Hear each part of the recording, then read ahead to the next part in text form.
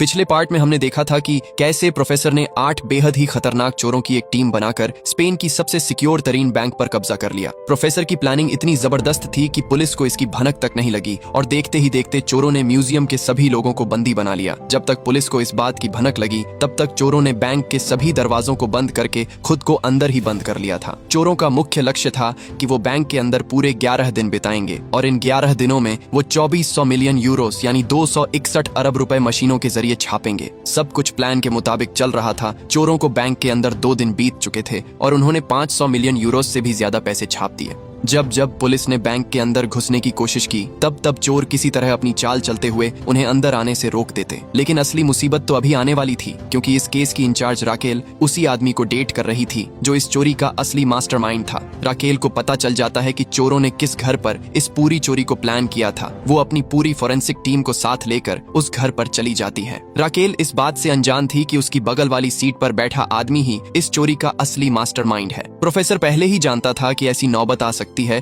कि जब पुलिस इस जगह पर पहुंच जाएगी, इसलिए उसने पहले ही यहाँ पर आकर वो सारे सबूत मिटा दिए और पुलिस को भटकाने के लिए गलत सबूत छोड़ दिए ताकि इन्हें बैंक के अंदर पैसे छापने का ज्यादा से ज्यादा समय मिल सके। बैंक के अंदर सभी चोर काफी परेशान थे, क्योंकि रूल्स के मुताबिक हर 6 घंटे में प्रोफेसर का एक कॉल आना लाजमी था। लेकिन 18 घंटे बीत चुके हैं और अब तक प्रोफेसर का कोई भी कॉल नहीं आया। और अगर 24 घंटों के अंदर प्रोफेसर संपर्क में नहीं आते तो चोरों को प्रोफेसर के बिना ही अगला प्लान शुरू करना होगा और उस प्लान के बारे में सिर्फ बर्लिन ही जानता था। दूसरी तरफ छानबीन के दौरान पुलिस के हाथ एक बहुत ही पुख्ता सबूत लग जाता है। राकेल का एक्स हस्बैंड उसे अपने साथ लेकर लैब की तरफ जाने वाला था। प्रोफेसर को भी शहर जाना था, इसलिए वो भी उसके साथ जाने का फैसला करता है। वही म्यूजियम के अंदर सभी चोरों को लग रहा था कि प्रोफेसर को पुलिस ने पकड़ लिया है, इसलिए उन्हें अपना अगला प्लान शुरू करना चाहिए। लेकिन बर्लिन इसके लिए तैयार नहीं था। हेलसिंकी भी अपने भाई ओस्लो को मार देता है, क्योंकि वैसे भी ओस्लो अब जिंदा लाश बन चुका था। अब टोक्यो, रियो और डेनवर के साथ मिलकर बर्लिन को बंदी बना लेती है, क्योंकि वो एक उम्मीद के दम पर अपनी जान दांव पर नहीं लगाना चाहते थे। वहीं दूसरी तरफ गाड़ी के अंदर प्रोफेसर ऑफिसर से ऊंट पटांग बातें करके उसे लड़ने के लिए उकसाता आता है और लड़ाई के दौरान प्रोफेसर उसे बहुत ही बुरी तरह मारकर बेहोश कर देता है। इसके बाद प्रोफेसर उन सबूतों को नकली सबूत में बदल देता है। जब तक ऑफिसर को होश आया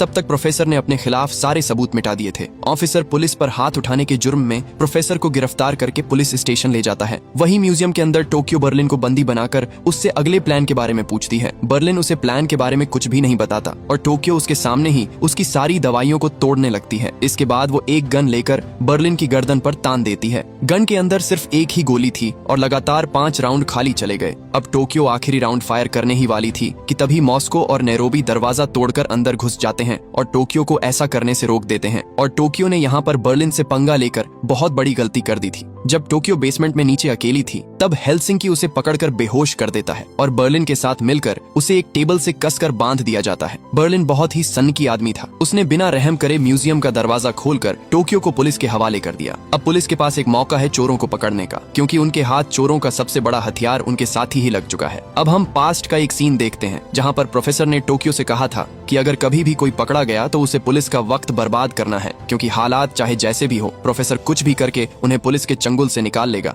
म्यूजियम के अंदर रियो टोक्यो के पकड़े जाने से बहुत दुखी था, इसलिए वो फैसला करता है कि वो भी अब पुलिस के आगे सरेंडर कर देगा। लेकिन बर्लिन उसे इंजेक्शन देकर बेहोश कर देता है। वही कैंप के अंदर ऑफिसर राकेल टोक्यो से अब पूछताछ करनी शुरू कर देती है, लेकिन टोक्यो किसी भी हालत में अपना मुंह खोलने के लिए तैयार नहीं थी। दूसरी तरफ प्रोफेसर को पुलिस ने अपनी कस्टडी में ले रखा था। प्रोफेसर राकेल को कॉल करके यहाँ पर बुला लेता है। राकेल ने अपनी पोजीशन का हवाला देते हुए प्रोफेसर को यहाँ से सही सलामत निकाल लिया। प्रोफेसर ने जानबूझकर खुद को चोट पहुंचाई ताकि वो राकेल को बता सके कि उसके एक्स हस्बैंड ने उसे बहुत बुरी तरह पीटा। वही म्यूजियम के अंदर होश में आते ही रियो ने हॉस्टेजेस के सामने सब सच उगल दिया। उसने बता दिया कि वो एक सीक्रेट सुरंग के जरिए यहाँ से निकलने वाले हैं और यहाँ पर काम कर रहे सभी हॉस्टेजेस को एक फूटी कौड़ी भी नहीं मिलने वाली, क्योंकि चोरों ने वादा किया था कि अगर हॉस्टेजेस उनका साथ देंगे तो वो उन्हें भी 1 मिलियन यूरो देंगे। रियो द्वारा की गई ये गुस्ताखी बर्लिन से देखी नहीं गई। बर्लिन उसे गोदाम में ले जाकर गोली मारने ही वाला था कि तभी यहाँ पर नैरोबी और डेनवर आकर उसे रोकने की कोशिश करते हैं। खुशकिस्मती से सही मौके पर प्रोफेसर का कॉल भी आ जाता है, लेकिन बर्लिन अपनी गन नीचे करने की बजाय गोली चला देता है। खुशकिस्मती से उसने गोली रियो को नहीं मारी जानकारी। वहीं दूसरी तरफ कैंप के अंदर राकेल टोक्यो को सजा कम करवाने का लालच देकर प्रोफेसर की जानकारी देने के लिए कहती है। इस वक्त टोक्यो पूरी तरह टूट चुकी थी। यहाँ से बच निकलने की उम्मीद उसने छोड़ दी और भावनाओं में बहकर उसने प्रोफेसर का असली नाम बता दिया। प्रोफेसर का नाम था सेर्जियो मार्कीना। ठीक उसी वक्त प्रोफेसर का कॉल भी आ जाता है। जब राकेल उसे उसके असली नाम से बुलाती है तो प्रोफेसर समझ जाता है कि टोक्यो ने अपना मुंह खोलना शुरू कर दिया। प्रोफेसर टोक्यो से अपनी भाषा में बात करता है। मैं किस्मत वाला हूँ, ये कभी मत भूलना।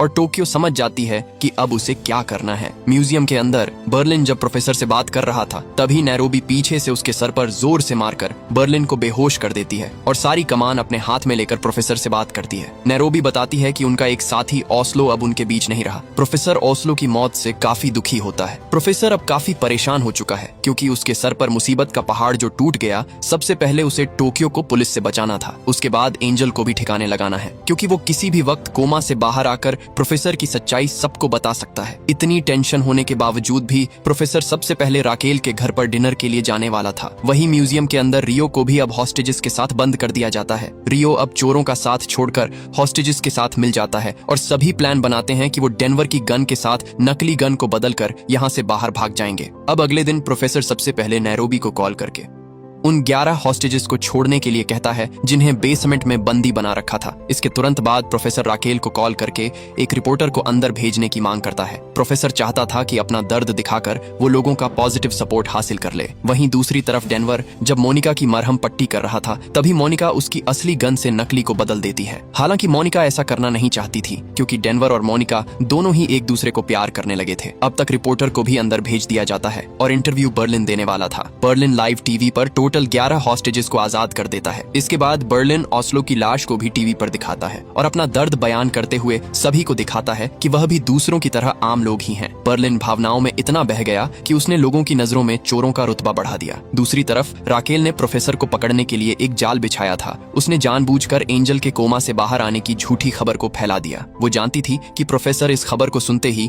अपना भांडा फूटने से बचाने के लिए एंजल को मारने के लिए अस्पताल जरूर आएगा। प्रोफेसर बर्लिन से कॉल करके इसके बारे में बात करता है। बर्लिन जानता था कि प्रोफेसर को पकड़ने के लिए पुलिस ने जानबूझकर ये खबर फैलाई है। वो पहले खबर फैलाएंगे कि शिकार जाग गया है और फिर वहाँ जाते ही आप उनके जाल में फंस जाएंगे। पुरानी फिल्मी ट्रिक है।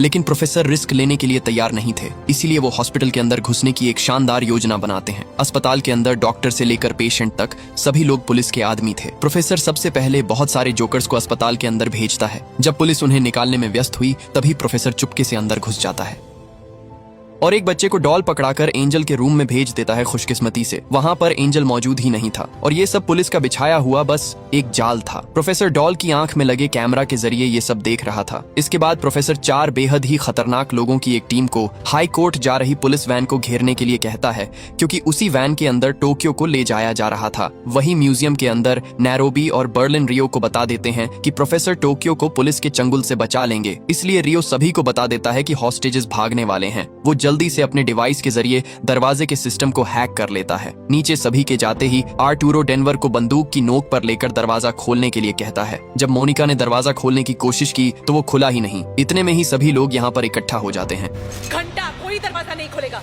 और आर्टूरो डेनवर को मारने ही वाला था। तभी पीछे से मोनिका उसके सर पर जोर से मारती है क्योंकि मोनिका डेनवर से प्यार करती थी, इसलिए वो उसे मारने नहीं देना चाहती। वही राकेल प्रोफेसर से मिलने कैफे में आई थी। यहाँ पर प्रोफेसर उसे कुछ तस्वीरें दिखाता है जहाँ पर वो घूमने जाने वाले थे। इसी बीच राकेल की नजर प्रोफेसर के कपड़े पर लगे लाल बाल पर पड़ जाती है। उसे देखते ही राकेल समझ जाती है कि प्रोफेसर और कोई नहीं बल्कि उसके सामने बैठा आदमी ही प्रोफेसर है, क्योंकि अस्पताल के अंदर जिस आदमी ने बच्चे को डॉल पकड़ाई थी उसने भी लाल कलर की बिग पहन रखी थी और प्रोफेसर ने पीछे कई ऐसे सबूत भी छोड़े थे जो राकेल को उस पर शक करने के लिए मजबूर कर रहे थे। राकेल उसे बाथरूम में बुलाने के बहाने हथकड़ी पहना देती है। वहीं म्यूजियम के अंदर हेलसिंकी बहुत गुस्से में था क्योंकि वो पिछले 5 दिनों में सिर्फ 4 घंटे ही सोया था। इसलिए वो गुस्से में आर्टूरो को अपने साथ ले जाकर उसे एक चलता फिरता बॉम्ब बना देता है। इस वक्त आर्टूरो का चेहरा देखने लायक था क्योंकि वो कुछ ज्यादा ही स्मार्ट बनने की कोशिश कर रहा था। मोनिका ने भी सबके सामने चोरों का साथ दिया था, इसलिए अब वो भी एक चोर बन चुकी है। इसी दौरान नैरोबी अब इन सबसे तंग आ चुकी थी, इसीलिए वो बर्लिन को वापस से लीडरशिप दे देती है। शेर को समझाने की जरूरत नहीं है कि शिकार कैसे करते हैं नैरोबी। इस खेल के तो हम पुराने खिलाड़ी हैं। लीडर बनते ही बर्लिन सभी हॉस्टेजेस को हुक्म देता है कि उन्हें बिना रुके सुरंग खोदनी है, लेकिन चोर पुलिस को चकमा देने के लिए जानबूझकर हॉस्टेजेस से एक सुरंग खुदवा रहे थे, क्योंकि वो खुद तो किसी और ही सुरंग से भागने वाले हैं। बाहर पुलिस को भी पता चल जाता है कि चोर सुरंग के रास्ते से भागने वाले हैं, लेकिन पुलिस को अभी तक असली सुरंग के बारे में कुछ नहीं पता। दूसरी तरफ राकेल प्रोफेसर को उसी घर के बाहर ले आती है जहाँ पर प्रोफेसर ने अपनी टीम के साथ प्लानिंग की थी। राकेल प्रोफेसर पर बहुत गुस्सा थी, क्योंकि उसे लग रहा था कि प्रोफेसर ने जानबूझकर उससे झूठे प्यार का नाटक किया ताकि वो पुलिस की हर हरकत पर नजर रख सके। राकेल उसे अकेला छोड़कर कहीं चली जाती है। दूसरी तरफ टोक्यो को हाई कोर्ट ले जा रही गाड़ियों को अचानक से कुछ गुंडे आकर घेर लेते हैं। दरअसल टोक्यो को बचाने के लिए प्रोफेसर ने अपने कुछ आदमियों को भेजा था। पुलिस को घेरने के तुरंत बाद वो गाड़ी पर टाइम बॉम्ब को लगा देते हैं। पुलिस इसे असली बम समझकर बाहर कूद जाती है और प्रोफेसर के आदमी सभी को बंदूक की नोक पर लेकर टोक्यो को लेकर चले जाते हैं। उन्होंने टोक्यो को पुलिस वाले कपड़े पहनाकर एक सीक्रेट मोबाइल पकड़ा दिया, जो कि सिर्फ प्रोफेसर को कॉल करने के लिए था।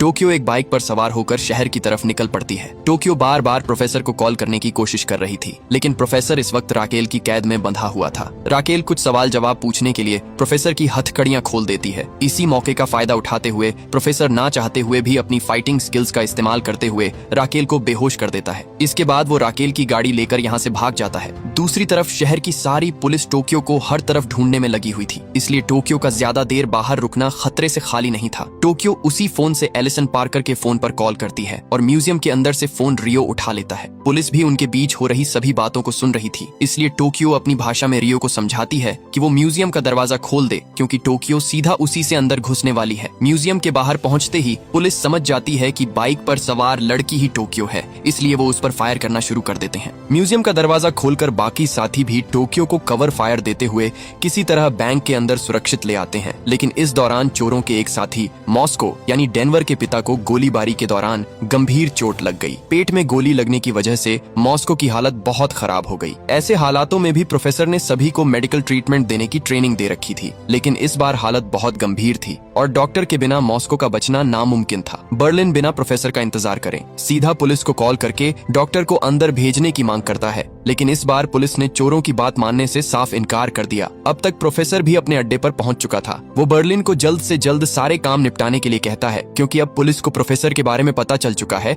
इसलिए उन्हें जल्दी से इस चोरी को खत्म करके यहाँ से भागना होगा। प्रोफेसर एक डॉक्टर का जुगाड़ कर लेता है, जिसे कि सुरंग के रास्ते से अंदर भेजा जाएगा। मॉस्को के मुताबिक सिर्फ 10 घंटे की खुदाई करना बाकी था। वहीं पुलिस कैंप के अंदर सभी ऑफिसर्स को अब राकेल पर शक होने लगा, क्योंकि हर बार प्रोफेसर की सच्चाई सामने आने से पहले राकेल कुछ न कुछ गड़बड़ कर देती थी। जैसे एंजल को प्रोफेसर की सच्चाई पता चलने के बाद राकेल ने एंजल को केस से बाहर कर दिया, और जब उसके एक्स हस्बैंड ने प्रोफेसर को कस्टडी में लिया, तब राकेल ने वहां पर जाकर प्रोफेसर के खिलाफ सारे सबूतों को भी फाड़ दिया। अपनी इज्जत को बचाने के लिए राकेल प्रोफेसर के उस अड्डे का पता दे देती है जहां पर प्रोफेसर उसे पहली बार लेकर गया था, लेकिन पुलिस की छानबीन करने के बावजूद भी वहां पर कुछ नहीं मिला, क्योंकि प्रोफेसर का असली अड्डा तो कहीं और ही था। राकेल से उसका पुलिस बैच छीन लिया जाता है और उसे भी इन्वेस्टिगेशन कस्टडी में भेज दिया गया। वहीं म्यूजियम के अंदर चोरों के पास अब समय बहुत कम था, इसलिए नैरोबी 100 और 200 के नोट छापने का ऐलान कर देती है। सुरंग का काम भी तेजी से चल रहा था। प्रोफेसर अपने आदमियों के साथ गोदाम से खोद रहा था और रियो डेनवर के साथ बैंक के अंदर से खुदाई कर रहा था। इसी बीच हम राकेल को देखते हैं, जो कि एंजल का बैच चुरा कर ले जाती है। उसके बाहर जाते ही एंजल भी कोमा से बाहर आ जाता है। राकेल एंजल के बैच का इस्तेमाल करते हुए उन दुकानों की सीसीटीवी फुटेज निकाल लेती है जहां से प्रोफेसर अक्सर गुजरा करता था। काफी देर तक फुटेजेस टटोलने के बाद आखिरकार राकेल को प्रोफेसर और उसके अड्डे के बारे में पता चल जाता है। इस बार वो बिना कोई गलती करे पूरी तैयारी के साथ प्रोफेसर को पकड़ने के लिए जाने वाली थी। वहीं म्यूजियम के अंदर मॉस्को को गोली लगे हुए पूरे 14 घंटे बीत चुके थे और जिंदा रहने के लिए उसके पास सिर्फ कुछ मिनट ही बाकी थे। मोनिका जल्दी से डेनवर को सुरंग का काम छोड़कर उसके पिता के पास जाने के लिए कहती है। मॉस्को अपनी आखिरी सांसों में भी डेनवर के बारे में सोच रहा था। मरने से पहले मॉस्को सभी को अपना असली नाम बता देता है। डेनवर अपने पिता के साथ बिताए हुए उन कीमती पलों को याद करके भावुक हो रहा था। प्रोफेसर को जब पता चलता है कि मॉस्को मर चुके हैं, तो प्रोफेसर भी अंदर से पूरी तरह टूट जाते हैं। इसी बीच सुरंग का काम पूरा हो चुका था। प्रोफेसर सुरंग के रास्ते से होते हुए बैंक के अंदर घुस जाते हैं और एक बार फिर से ये टीम एक साथ खड़ी हो जाती है, लेकिन इस बार इन्होंने अपने 2 साथियों को खो दिया था। नैरोबी प्रोफेसर को वो सारा पैसा दिखाती है जिसे उसने अपनी पूरी लगन से छापा था। चोरों ने मात्र 6 दिनों के अंदर 984 मिलियन यूरोस यानी 100 अरब रुपए से भी ज्यादा की रकम को छाप दिया था। ये संख्या करोड़ों से भी कहीं अधिक थी। वापस आकर प्रोफेसर देखता है कि मिलिट्री अब बैंक के अंदर घुसने के लिए तैयार है। प्रोफेसर जल्दी से बर्लिन को सारा पैसा सुरंग के जरिए निकालने के लिए कहता है, लेकिन तभी यहाँ पर राकेल आकर प्रोफेसर को बंदूक की नोक पर ले लेती है। राकेल इस बात से अनजान थी कि प्रोफेसर यहाँ पर अकेला नहीं है। जल्द ही प्रोफेसर के आदमी राकेल को पकड़कर बेहोश कर देते हैं। जब राकेल को होश आया तब प्रोफेसर उसे बताता है कि ये प्लान उसका नहीं था, बल्कि जब प्रोफेसर छोटा बच्चा था तब उसे कई प्रकार की लाइलाज बीमारियां थीं। उसके पिता के पास इतने पैसे नहीं थे कि वो उसका इलाज करवा सके, इसलिए उसके पिता ने इसी बैंक को लूटने की कोशिश की। लेकिन पुलिस ने प्रोफेसर की आंखों के सामने ही उसके पिता को बैंक की सीढ़ियों पर मार डाला और तभी से प्रोफेसर ने कसम ली थी कि वो इस बैंक को लूट कर ही अपना बदला लेगा। इसीलिए प्रोफेसर ने इस चोरी को अंजाम देने के लिए पूरे 20 साल का इंतजार किया। बातों के दौरान राकेल के मोबाइल पर एंजल का कॉल आता है। कोमा से बाहर आने के बाद एंजल ने सबसे पहले राकेल को ही कॉल किया था। एंजल राकेल को अस्पताल आने के लिए कहता है क्योंकि वो उसे प्रोफेसर की सच्चाई बताना चाहता था, और अगर राकेल नहीं गई तो एंजल सारी जानकारी सीधा कंट्रोल यूनिट को दे देगा। इसलिए प्रोफेसर राकेल पर भरोसा करके उसे जाने देता है। पुलिस भी एंजल का फोन ट्रेस कर रही थी और उसे पता चल जाता है कि एंजल होश में आ चुका है। दूसरी तरफ म्यूजियम के अंदर चोरों ने अभी भी कुछ हॉस्टेजेस को नकली सुरंग खोदने के काम पर लगा रखा था और पुलिस को अभी भी लग रहा था कि चोर इसी सुरंग से भागने वाले हैं। इसीलिए वो पहले ही अपने सिपाहियों को सीवर पाइप में तैनात कर देती है। वही राकेल हॉस्पिटल में एंजेल के पास पहुंच चुकी थी। राकेल कहती है कि वो अब हार चुके हैं, इसलिए एंजेल को भी अपना मुंह बंद रखना होगा। इसी दौरान यहाँ पर पुलिस भी आ जाती है और वो राकेल को गद्दार बताकर गिरफ्तार करके यहाँ से ले जाती है। इसके बाद में पुलिस एंजेल से प्रोफेसर के अड्डे के बारे में पूछता है, लेकिन एंजेल राकेल का पक्का दोस्त था, इसलिए वो जानबूझकर भूलने का नाटक करता है और प्रोफेसर के बारे में पुलिस को कुछ नहीं बताता। वही म्यूजियम के अंदर टोक्यो जब दीवारों पर स्टिकी बॉम्ब्स लगा रही थी तभी अचानक से एक बहुत बड़ा धमाका हो जाता है। हथियारों और आर्मर से लैस मिलिट्री की एक टुकड़ी उस छेद से अंदर घुस जाती है। टोक्यो और रियो अपनी पूरी ताकत लगाकर उन्हें रोकने की कोशिश करते हैं, लेकिन इसी दौरान टोक्यो को लगातार बहुत सारी गोलियां लग जाती हैं।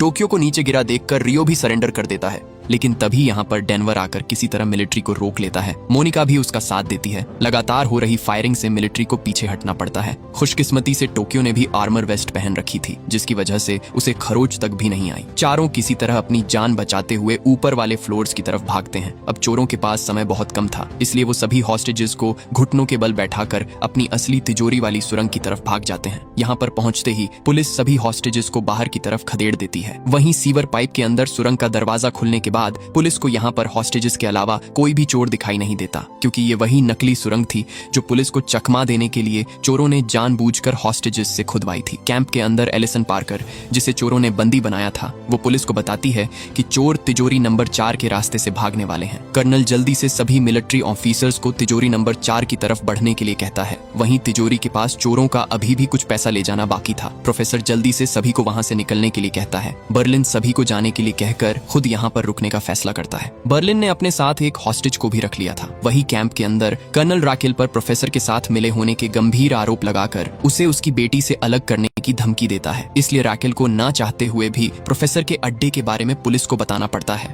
वहीं अब तक मिलिट्री भी तिजोरी के पास पहुंच चुकी थी। बर्लिन उन्हें रोकने के लिए मशीन गन से लगातार फायरिंग शुरू कर देता है। जब मिलिट्री से मशीन गन का सामना नहीं हो पाया तो उसने बर्लिन पर ग्रेनेड फेंकने शुरू कर दिए। रास्ता साफ देखकर मिलिट्री आगे बढ़ाने की कोशिश करती है, लेकिन बर्लिन अभी भी जिंदा था। वो हर मुमकिन कोशिश से उन्हें रोकता है ताकि प्रोफेसर को भागने का मौका मिल जाए। वैसे भी बर्लिन को एक गंभीर बीमारी थी, जिसकी वजह से वो 1 या 2 महीनों के अंदर मरने ही वाला था। बर्लिन के कहने पर हेलसिंकी सुरंग को तबाह कर देता है। प्रोफेसर ने अपने 2 साथियों के साथ अब अपने भाई को भी खो दिया था। अपनी बीमारी की वजह से हॉस्पिटल के बिस्तर पर मरने की बजाय बर्लिन पूरी शान के साथ अपने साथियों के लिए पुलिस के हाथों मारा जाता है। वहीं दूसरी तरफ पुलिस प्रोफेसर के अड्डे के बाहर पहुंच जाती है, लेकिन पुलिस को यहाँ पर कुछ भी नहीं मिलता सिवाय प्रोफेसर द्वारा छोड़े गए एक संदेश के, जो कि क्रांति का प्रतीक था। हम देखते हैं कि प्रोफेसर बिल्कुल पुलिस के सामने से ही पैसों वाला ट्रक लेकर उनकी नाक के नीचे से निकल गया था और पुलिस को इस बात की भनक तक नहीं लगी। बाकी बचे हुए चोर भी अपना होलिया बदलकर सड़कों पर अलग अलग रास्तों की तरफ निकल जाते हैं, क्योंकि प्रोफेसर के वादे के मुताबिक पैसा सभी के अकाउंट में भेज दिया जाएगा। और इस तरह प्रोफेसर ने कागज के खिलौने बनाते हुए पूरी गवर्नमेंट को बेवकूफ बना दिया। हालांकि प्लान में गड़बड़ हुई। प्रोफेसर प्रोफेसर ने अपनों को खोया, लेकिन उसने अपने पिता की मौत का बदला भी इस बैंक को लूट कर ले लिया। अब हमें 1 साल बाद का समय दिखाया जाता है जहां राकेल ने अपनी जॉब छोड़ दी थी और वो कमरे में बैठी प्रोफेसर की उन्हीं तस्वीरों को देख रही थी। तस्वीरों के पीछे उसे कुछ आकृति बनी हुई दिखाई देती है। उसे जोड़कर देखने पर पता चलता है कि वो फिलीपींस देश के एक छोटे से टापू का नक्शा है। राकेल बिना देर करे वहां पर पहुंच जाती है और यहीं पर उसकी मुलाकात फिर से प्रोफेसर से हो जाती है। इसी के साथ ये शानदार कहानी यहीं पर खत्म हो जाती है। अगर आपको फिल्मों से हटकर टीवी शोज या वेब शोज देखना पसंद है तो आपके अपने चैनल को सब्सक्राइब करना मत भूलना और वीडियो को लाइक करके कमेंट में अपने फेवरेट कैरेक्टर का नाम लिखकर जरूर जाना।